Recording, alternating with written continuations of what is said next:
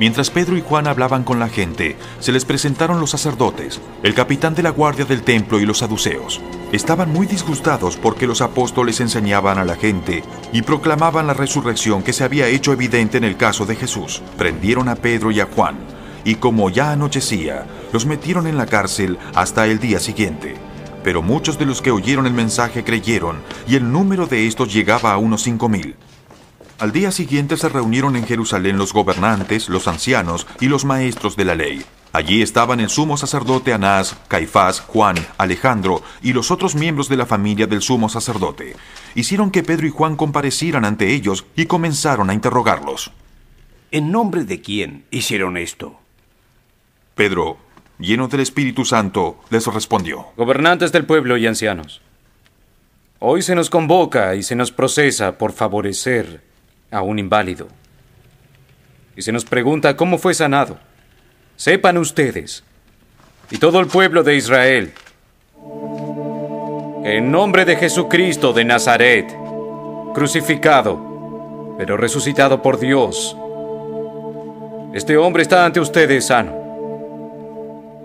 Él es la piedra que los constructores desecharon y que llegó a ser la piedra angular, donde se encuentra la salvación y en ningún otro lugar, porque no hay otro hombre bajo el cielo dado a los hombres mediante el cual podamos ser salvos.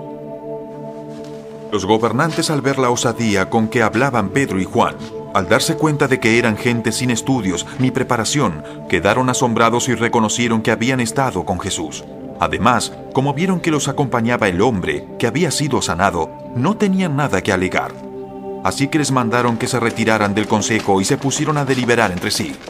¿Qué vamos a hacer con estos sujetos?, preguntaron. Todos los que viven en Jerusalén saben que por medio de ellos ha ocurrido un milagro, y no podemos negarlo. Pero, para evitar que este asunto siga divulgándose entre la gente, vamos a amenazarlos para que no vuelvan a hablar con nadie más de ese nombre. Los llamaron y les ordenaron terminantemente que dejaran de hablar y enseñar acerca del nombre de Jesús. Pero Pedro y Juan replicaron: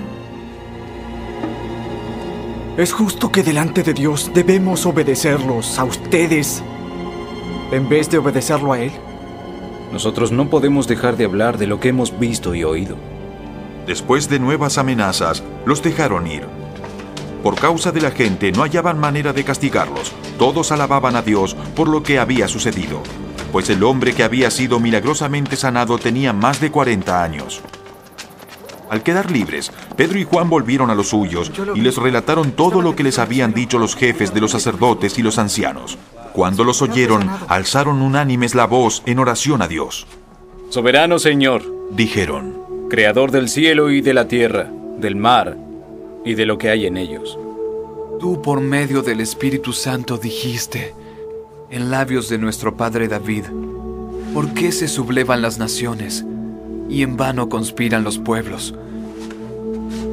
Los reyes de la tierra se rebelan y los gobernantes se confabulan contra el Señor y en contra de su ungido. En efecto, en esta ciudad se reunieron Herodes y Poncio Pilato, con los paganos y con el pueblo de Israel, contra tu santo siervo, el Señor Jesús, a quien ungiste, para hacer lo que de antemano tu poder y tu voluntad habían determinado que sucediera. Ahora, Señor, toma en cuenta sus amenazas y concede a tus siervos el proclamar tu palabra sin temor alguno. Por eso extiende tu mano para sanar y hacer señales y prodigios mediante el nombre de tu santo siervo, Jesús. Luego de haber orado, tembló el lugar en que estaban reunidos, y todos se llenaron con el Espíritu Santo y proclamaban la palabra de Dios sin temor alguno. Todos los creyentes eran de un solo sentir y pensar.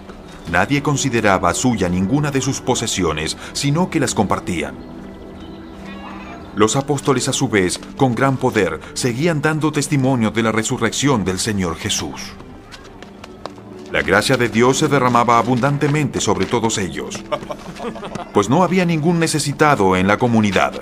Quienes poseían casas o terrenos los vendían, llevaban el dinero de las ventas y lo entregaban a los apóstoles para que se distribuyera a cada uno según su necesidad.